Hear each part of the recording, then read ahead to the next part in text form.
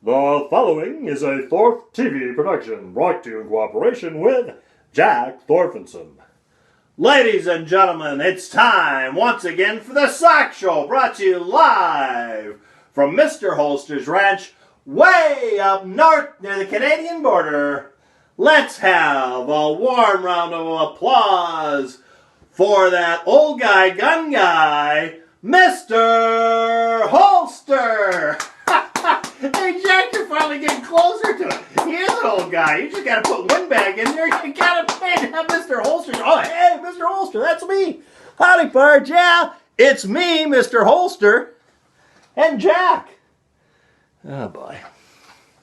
We changed the format a little bit tonight, so bear with us. We're doing something different because we're trying out a new idea that we learned on YouTube, that the title of your video needs to be talked about within 15 seconds of your show starting. Of course, now we're already a minute and 5 seconds into the show. By the way, that's time you'll never get back again. It's gone. Yeah, you can't get anything back in your life. But we're going to get to it right away. And today we're talking about, but don't worry, this is for the guys who aren't regular subscribers. You regular subscribers, the show is going to be the same. We're just doing it in reverse. Yeah, we're just mixing it up a little. Same content in the complete program. It'll just be in reverse. And after we're done, you can get yourself a beer or two and watch it backwards. Yeah, that's what Jack says. And then it'll be just like normal.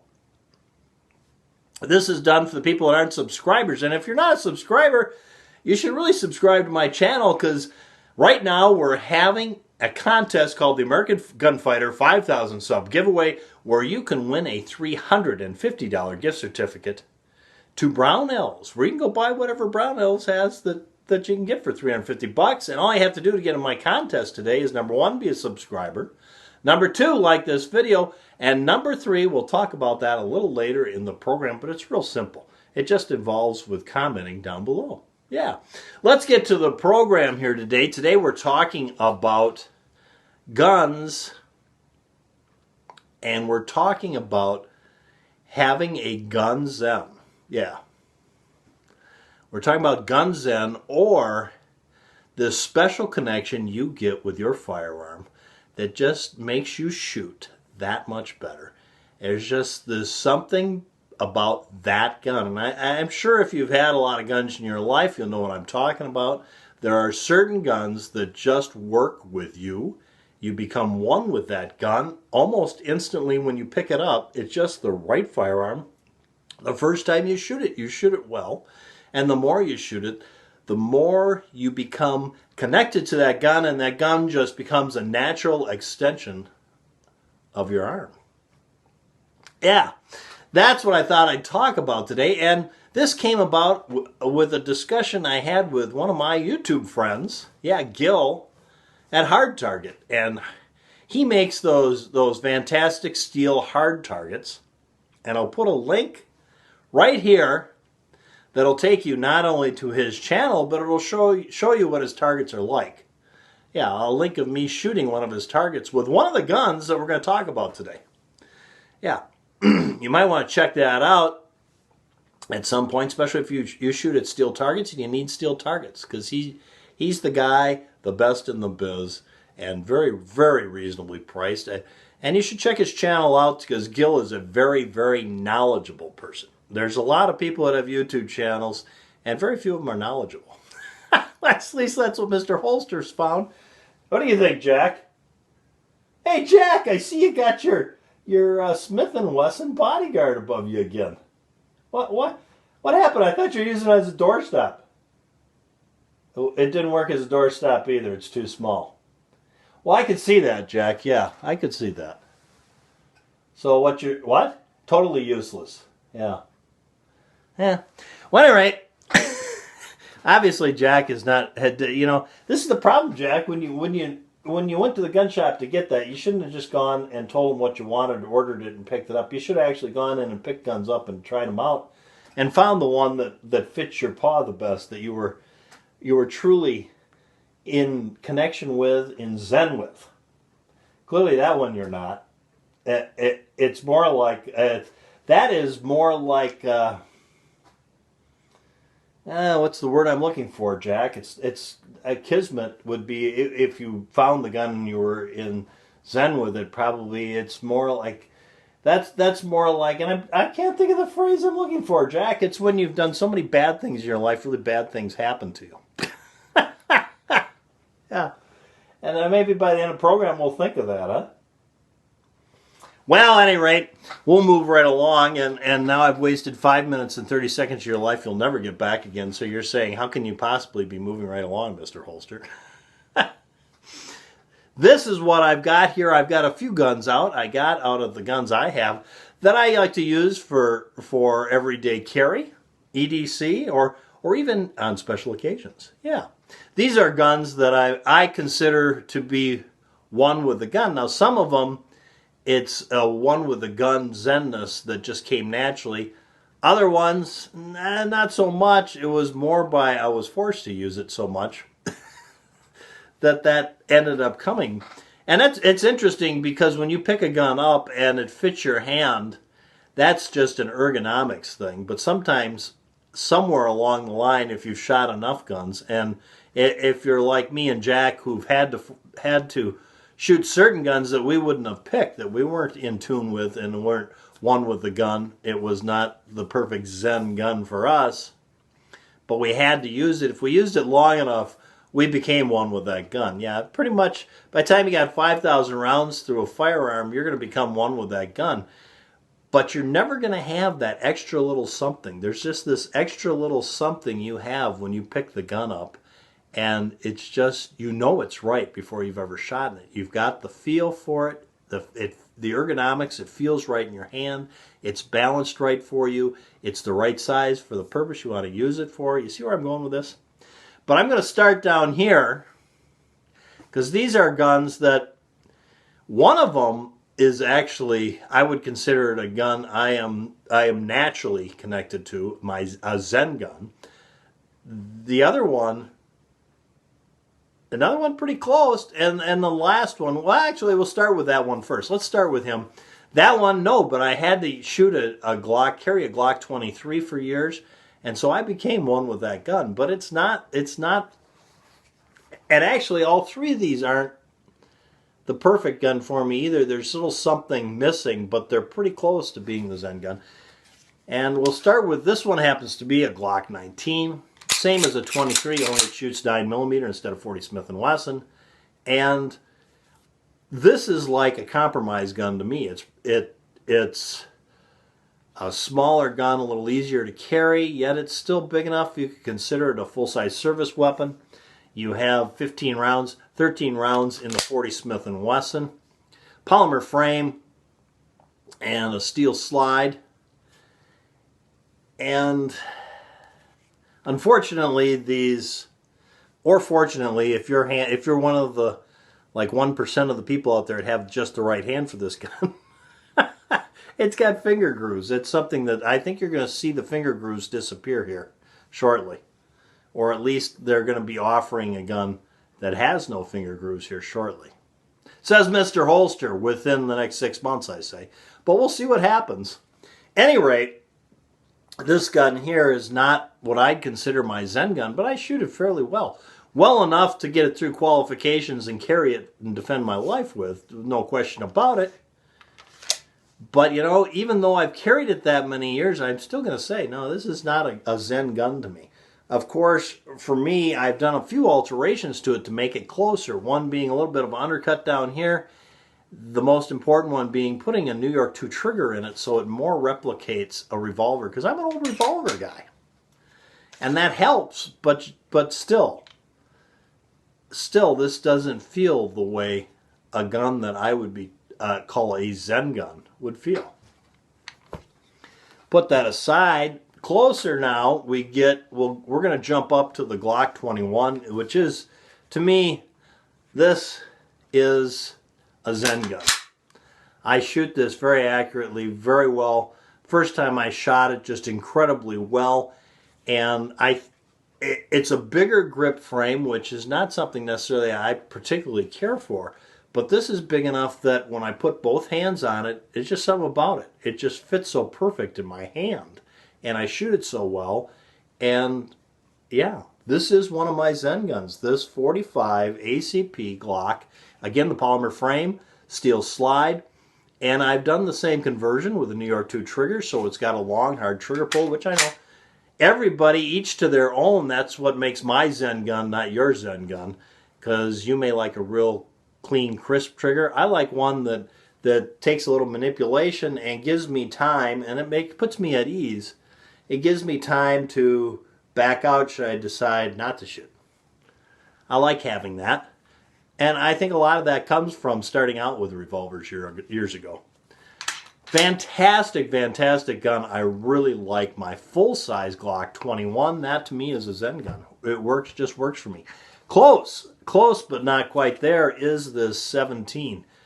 I really does fit my hand. I really do like it. I've modified it with a pair of sights that, although they're not good for concealed carry because it's a little sharp on the rear and slanty, these Warren tactical sights, the straight target sight on the rear and the night sight on the front, are just fantastic sights. I put a little undercut on it, which improved it a great deal. It's a 4th generation Glock. Again, the polymer frame, steel slide, and it fits right in my hand very well. And I get a good wraparound with my other hand. It's very comfortable. This is very close, very, very close to being a gun I'm really in tune with. I shoot this incredibly well, shot incredibly well right out of the box. And over time, this may become one that I am indeed willing to call a Zen gun, because that can happen. If it's almost all there and you shoot it enough, you pick up enough on that backside of it that it becomes one of those. I'm going to move on to an example. If you saw my video the other day, you'll know this gun, and I'll put a link to that video right here in case you didn't see it and you want to see it. This gun right here is a true Zen gun for me, and I picked this gun up used, I don't know, 6 weeks ago, 4 weeks ago, not too long ago, and it's a SIG P239 40 Smith & Wesson SAS model. And it has a K DAC trigger, which basically is a double action only trigger. Again, this is really good for somebody who's an old revolver guy and likes revolver and likes time to back out of that trigger. Double action only trigger. This is kind of like a square revolver. Pretty much. And with 7-round magazine, one on the tube, 8 rounds. That's on the low side, but in Mr. Holster's book, 8 rounds is enough. Yeah, if I got some backup mags, and I always carry a backup gun too, but 8 rounds is enough. It's, I say, a compact gun. It's quite similar in size to the Glock 19. Close the slide on that. The Glock 19, it really is. There's a lot of talk about this gun being a subcompact or a smaller size gun, but it's pretty close to the size of a Glock 19, and the frame, grip frame, now mine is a little bigger than what you'd buy if you got it right now with a plastic grip. Those new slim plastic grips, the gun seems to be a little thinner than this, so this wooden grip version's a little thicker, but it's still considerably thinner grip panel than on the Glock 19. It's a little thinner grip panel, and a little, just a tad shorter, but not much. I'd hate to put my life on the difference between the two. It's pretty close. I would say a 1/16 of an inch. Any rate, with this double action only trigger, and it's got a SIG night sight on the front and just a white line rear, the dot the eye style. And right out of the box, I knew this gun was for me. I really, really just felt it. Actually, there was no box. I bought it used. They didn't have a box, and we came with one magazine. But as soon as I picked it up, I knew the gun was for me. And the first time I shot it, it just felt. I just had a feeling for this gun, this inner feeling that this was just a connection. It was me, an extension of my arm right off the bat. I knew that. And I can carry this gun tomorrow, today, right now. And I have. Just that right after the first shooting, I knew that was it. I could carry the gun. As long as I know as long as the gun's reliable, which It is, but I didn't need to sit around and practice shooting it because it was just right there, part of me. Doesn't mean I didn't continue practicing and so forth, but just the initial string, the first magazine, I knew. Put it that way. This is Mr. Holster's Zen Gun right there. This beautiful SIG 239, and it's a nice size gun too, because a little more compact to carry, but yet still big enough. I get a full grip on the frame, and it has a little heft with that stainless steel slide, or this, yeah, slide, and the aluminum frame. It's a little bit heavier for a small gun like this, considerably heavier than the Glock with the polymer frame. A little bit heavier just in a small gun. When you start getting into the smaller guns, the aluminum frames on them, the amount of difference in weight between this and the polymer ones are minimal, and just a finely made nice gun. And all of it comes together as being really perfect for Mr. Holster, and a SIG trigger. SIG triggers just seem to work for me. They're so nice and smooth, which we'll talk about a little later here. And the whole gun, just perfect. Along with that, I'm just going to throw this one in real quick because this is a Zen gun for me, and I picked this gun up used. Would have been a year ago, over a year ago. Yeah, about a year ago I did. And if I can find the link to this video the day I picked it up, I'll put it right here because it's got a little story to it. This one is an old West German SIG P220, and again, 7 rounds, just like the other SIG, 7 rounds in the magazine. 1 in the chamber gives you 8 rounds, which for Mr. Holster, that's enough. Yeah. The way he operates, 8 rounds is enough. You got backup mags and always a backup firearm. And I doubt I have anything that, because you know what they say, Leroy Thompson always used to say, the fastest magazine change is the second gun. At any rate, this is another Zen gun. Again, the same sight picture, except for the front's not a night sight like this one is. It's one of those fluorescent paint sights, dot sights on the front, but just a great old gun. And Mr. Holster picked this up and shot it, and yeah, this was for Mr. Holster, yes. Just another instant connection. No shooting at 5,000 rounds to become one with a gun. It's instantly. That's probably the best way to put the whole video here, right there. The gun you pick up, and the first time you shoot it, you're one with a gun, and you shoot it well instead of having to put 5,000 rounds through it. That's your Zen gun. See, we're getting closer. All you got to do is talk long enough and something. Mr. Holster, if he talks long enough, there's got to be something there that means something. Now we're going to move on to one that right out of the first time I picked this up was not a Zen gun. But in all fairness, Mr. Holster wasn't a real experienced shooter back then, and it's the old Police Service 6 that I carried for years. This one a 357 Magnum, Ruger, 6-shot. It's got the spurless hammer, which I have taken the cock notch off. Yeah, they actually have a cock notch on these old spurless hammers. They got a little checkering in the top, and and this is the thing I've never understood how anybody make a gun like this, but you have to pull the trigger a little bit so you can bring that hammer back so you can get your thumb on it to cock it, in theory. Of course, it won't cock because I've removed that full cock notch. Because I never liked that. To me, a defensive revolver should be double action only, because you're not going to cock it. You cock it, you're just going to end up with potential problems. Why are you cocking it? Well, I'm going to cock it because I might want to pull the trigger. Well, what happens if you don't pull the trigger? Then you got to decock it. You're just asking to get yourself in that situation, and there's been a lot of negligent discharges because of that. I like just the double action only, and that's the only way to shoot it. And you just pull the trigger, and it works.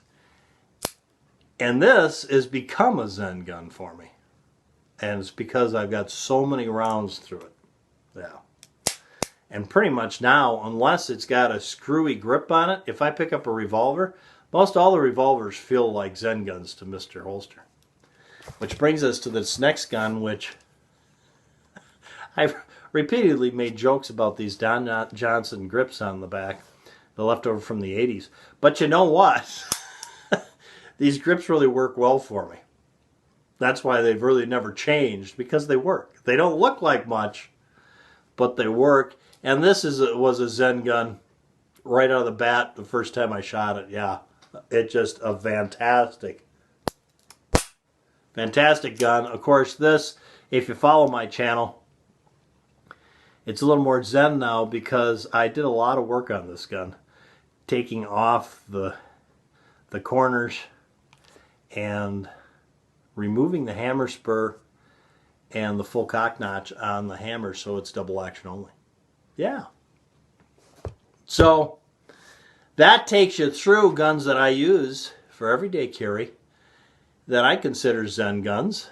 Maybe except for the Glock 19 is kind of borderline there. Yeah, really is certainly usable, and I shoot it well, and it's all acceptable. But there's a little something missing, and I think what's really holding it back for me those finger grooves on it, because my fingers aren't the 1% that fit right on that one.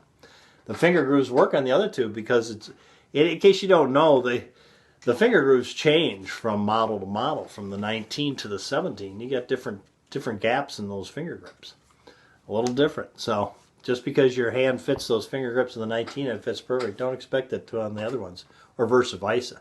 Of course, you got a better chance of it fitting in the 17 than the 19 because the 17s are larger. But at any rate, let's not get off course like Mr. Holster always does. The last couple guns I have are examples of single action firearms, which I kind of am of the mind that single action firearms aren't guns that should be carried unless you've got a lot of experience, because they just aren't for everybody. One is a Browning model 1911 and basically a Colt single action army variant. This is a Ruger Vaquero, and I like this and carry it quite often because I shoot it incredibly well. Unlike my Colt, it can carry 6 rounds safely because it's got a transfer bar safety in it, and it's got that extra wide, a little bit different hammer made for mounted shooting, and incredibly easy to cock this. See, because that's the downfall to a Colt single action army or a clone thereof, is you got to cock that under pressure.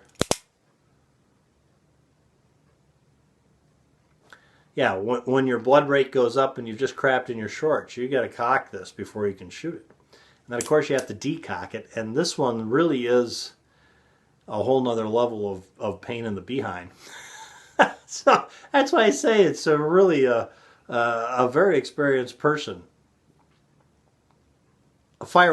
Experience with firearms before you run around carrying this, unless of course you've spent your whole life shooting this and nothing else. You see, then you're experienced with this to the point and very comfortable with it. You see, but this is the kind of thing that it's not for everybody. Put it that way, it's not for everybody, and there's a lot of guns like that aren't for everybody. Any rate, shoot it incredibly well, and we'll put a little footage up of me shooting this. When we get to the end, you get to the very end, there'll be a little box there, and it'll be shooting this gun. You can click on that and watch it if you want. Fantastic little gun, even though it's only got a 3.5-inch barrel. Very, very accurate out to further distances.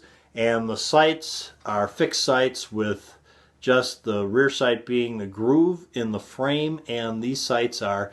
And Jack, Smith & Wesson might want to, if anybody from Smith & Wesson's listening, which I doubt, but Jack's gun there, yeah, his gun was not so as this. They put the sights on this because they're milled right into the frame, and the sight, so the sights just put in the center of the barrel up front, and this is the center of the frame.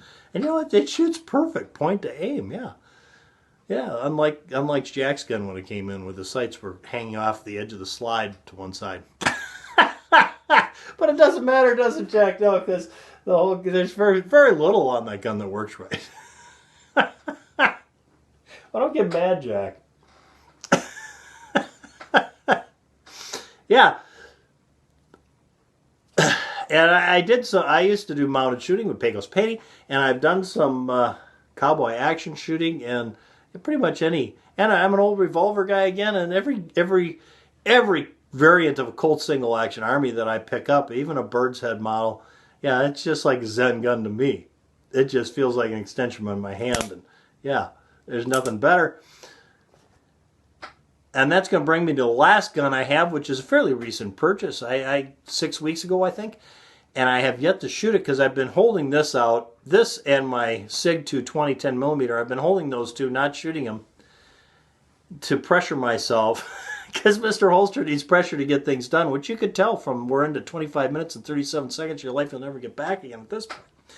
He needs some pressure to get things done. And I've been holding back on those two guns, telling myself I can't shoot them until I get the new shooting range done. Yeah. So, but I want to talk about it because I know this is a Zen gun for me. This one is going to be one that's going to be an incredible gun. I knew it as soon as I picked it up. And part of that are these G10 Piranha grips on this gun. This is a SIG 1911 carry model. And kind of a unique color in it. It's kind of a blue-gray. Yeah, kind of a slate blue. Or blue slate gray. Yeah, I know, it's hard to describe. With a black nitrate bottom. But these grips are G10 polymer grips. And Hogue makes these grips for SIG. And they've got the aggressive Piranha finish on them. And it's just so nice. It feels so nice in my hand, and the kicker is the mainspring on the back is G10 Piranha matches. And when you grab this thing, it's not going anywhere.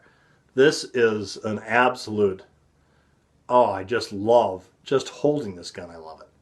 I just love this gun.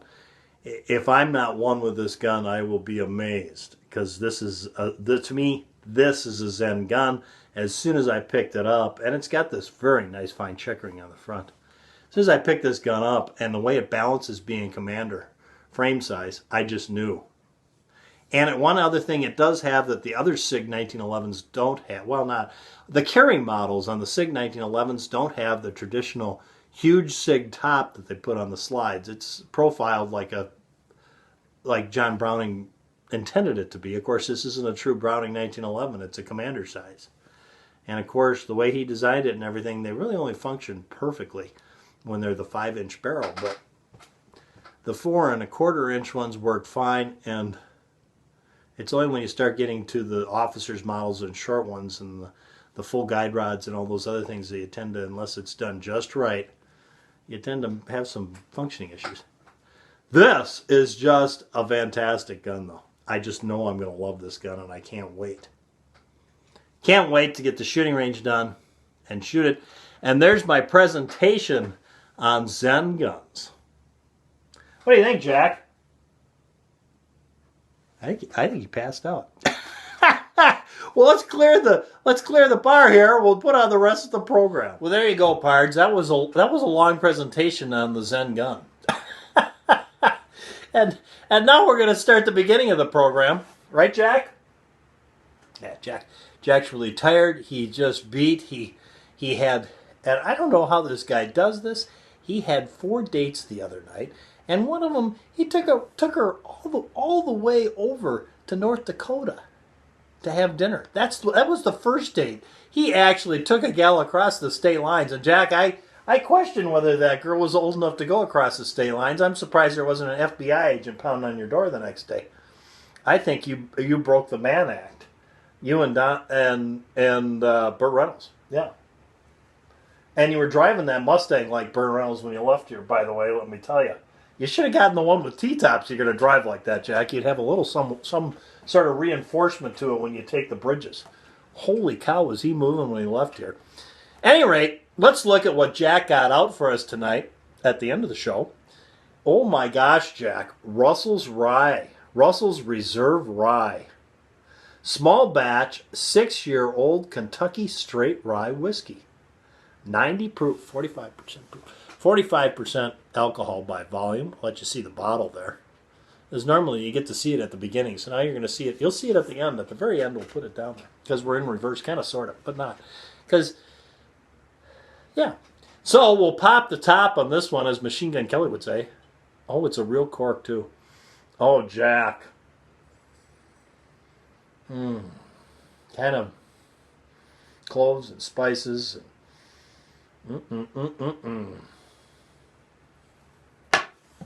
Let's put a little of the old ranch shot glass. West Texas dust. All things in moderation, especially when it becomes this expensive. We've milked this for a long time, Jack. That's, yeah, just a little bit of this bottle at a time makes it last. But because this is an expensive rye, and it's a very good rye. And another thing is the cork, a real live cork with a wooden top. You know, sometimes you get these things like that, and the bottle is what you're paying for, and what's inside is no good. Not so with Russell's Reserve Rye. I enjoy this one a lot. And the back, it says, Master Distiller Jimmy Russell and his son Eddie Russell, America's premier whiskey makers, have brought over 80 years of combined experience to artfully craft Russell's Reserve Rye.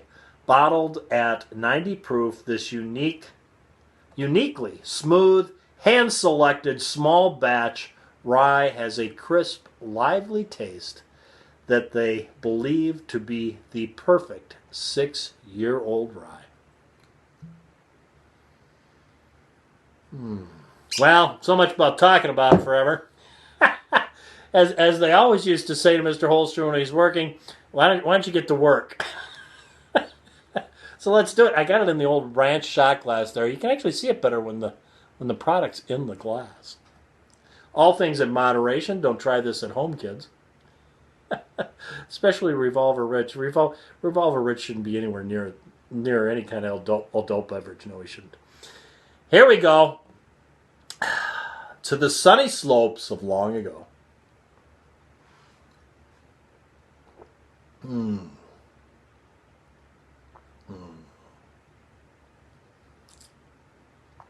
I wish I would have sipped that. But I've already eaten up like 30 minutes of your life you'll never get back again. I feel guilty. There you go, guys. There's the sock show and like 38 minutes. If you got to this point, you're like 38 minutes into it. And I commend you. And I don't do this very often, but this one, yeah, it was a long one, wasn't it? Before I leave you, I'm having a contest, and here's your chance to get in the contest. Number one, you got to be a subscriber. We talked about that earlier. Number two, you got to like this video, which I know at this point is really hard, and most of you never made it to the end, I'm sure. And number three, in the comments section, tell me the word I was looking for when I was talking about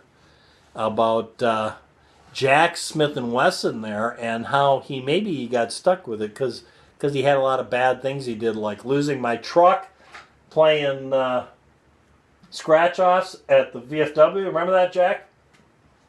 And it's one word we're looking for. It's not a phrase, although I alluded to before it was a phrase. But it's not a phrase. It's one word.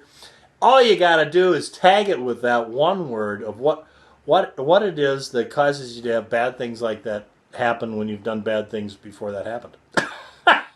You get that right? You're in my contest. Thanks for tuning in from the comatose Jack, who should be jumping for joy because he got all that money back from the IRS. And for Mr. Holster, go out and stay safe. You see, I don't even know, but I bet that's almost 50 minutes of your life you'll never, ever, ever get back again. Remember that when you're on your deathbed in the hospital. That Mr. Holster screwed you out of a whole hour.